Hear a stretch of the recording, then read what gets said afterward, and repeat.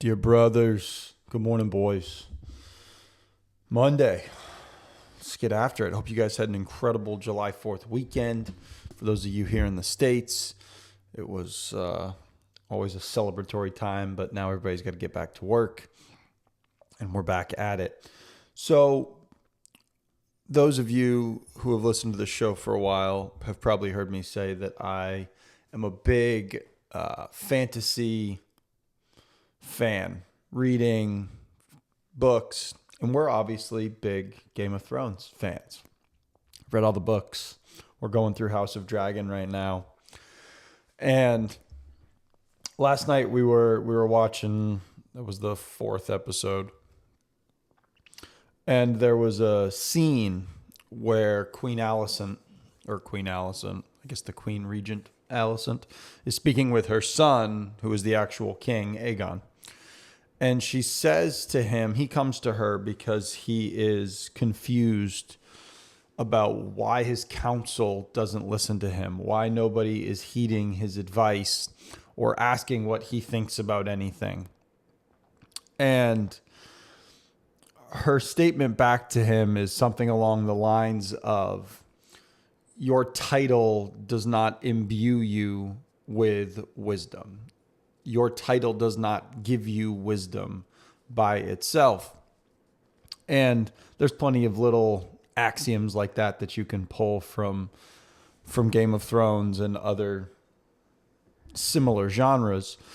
But I enjoy, that phrase last night kind of struck home with me because I think that oftentimes in society today, all of us grew up with this mindset, especially when, people my age, people that are in their late 20s, early 30s, even probably up to, 40s now, that you had to have a degree to get forward in the world. If you didn't have a degree, you weren't that smart. And I think that that's one of those things that's just very untrue, generally speaking. But I think that one of our big problems that we face, and I'm going to speak to you guys obviously as men like I always do, is that we think that whatever title we have gives us the ability to have some kind of automatic wisdom. And that's quite simply not the case. I have known many folks with PhDs, many people with advanced degrees, many people that are quote unquote high ups in their company who they might have a lot of knowledge, but they're by no means wise. Unfortunately, in the case of King Aegon, he was both unwise and not very knowledgeable, which isn't a very good combination. But what I want to get across to you guys is this today. No matter where you are from a title perspective, no matter what degrees you have, all of it, you must understand a couple of things. The first thing is this: wisdom comes from listening, action, and reflection. And so action being the most important of those three, but is not fulfilled in the absence of the other two. So you have to take action to continue building your wisdom. Otherwise, nothing's changing. But in order to get there, you have to listen to the world around you. I know that, especially in the US, this is unfortunate, but we have a tendency to ignore our elders in a lot of ways. We don't listen to those who are older than us. And that is a tragic miscalculation of people who have been involved in learning for so many years. So being able to listen to others, even if your knee-jerk reaction might be to disagree with them in the beginning, is the first catalyst that can lead you to better wisdom. And then we talk about reflection. So when you start doing things, you start making actions in the world, you have to look back and go, did that work? Did that not work? How did it go? Did I speak appropriately? Did I misstep here? Should I have done something differently? And so I think I know that this sounds simple in in practice what I'm saying right now, like, oh, no shit, Jackson. Like, you need to listen and you need to take action. And I hear that from all of these people on the internet all the time. But I think that maybe we're not doing a great job of listening then, because far too many men specifically are unwise. And it's almost as if they're choosing to be unwise. They can't get over the fact that they don't know everything, that they're not as smart as they think they are, and that's okay with them. And in the ones who for some reason have been given some kind of title, the PhDs of the world, or maybe they've been, given some position in their job. You see this, unfortunately, oftentimes in like some kind of nepotism situation where, a father's son takes over the company and he doesn't know anything, and then he kind of puts it into the ground. An unfortunate circumstance. However, I think that that's the truth.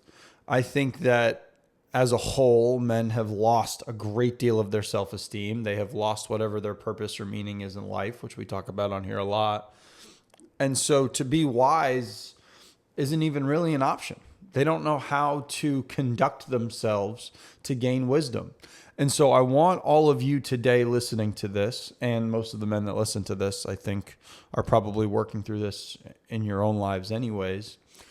Focus immensely on trying to gain knowledge and information from others around you in a manner that cuts your ego completely out. Be open to listening to people even that are younger than you. Be open to gaining knowledge from people you might not expect. Constantly be seeking to get little golden nuggets from various people in your life. If you have grandparents, or if you have friends' grandparents, you have people older than you that you trust, ask them hard questions. Hey, how did you do this with your kid? How did you deal with difficulties at school? How do you handle growing your marriage with your wife across time? Ask people those things, and then just shut up and listen and take down those notes, and then be actionable in those things. And then once you've made actions of them, you have to reflect on that. You have to record it. I have been adamant on here with all of you about the importance of journaling. My buddy actually asked me the other day, he's like, hey, what does your morning routine look like? And I told him that, I wake up, I go downstairs, I make coffee, I journal immediately, I pray, I read, and then I come up here and I record these podcasts. And he goes, oh, so the podcast doesn't replace journaling? And I was like, absolutely not. My journaling is, my story, which Lord willing can be passed down from generation to generation, but it's my ability. That's where I reflect. That's where I go, hey, this is what happened in my life, and this is kind of what I think about it. Or this is a special event that occurred and I want it to be remembered. This is how I felt in this moment. And that's super valuable. But I cannot tell you guys enough that when it comes to wisdom, you have to reflect on the actions that you're making, because as time gets further away from when something has happened, your memory of it changes. It molds based on your feelings that day and where you are in life that day. So it's important to get those things down on paper so that you can, over time, look back on that and go, oh, what a good learning moment that was. That is how wisdom gets brought into the world. It's not by some status that you have or your degree or what people tell you that you are. It's by actually putting in the work, listening to those around you, and then reflecting on it effectively. And that is my House of Dragon themed Dear Brothers for this wonderful Monday. I love you all. God bless. Be strong. Get after it today. Maybe listen a little bit more. Just give it a try. It's an idea. We'll see y'all.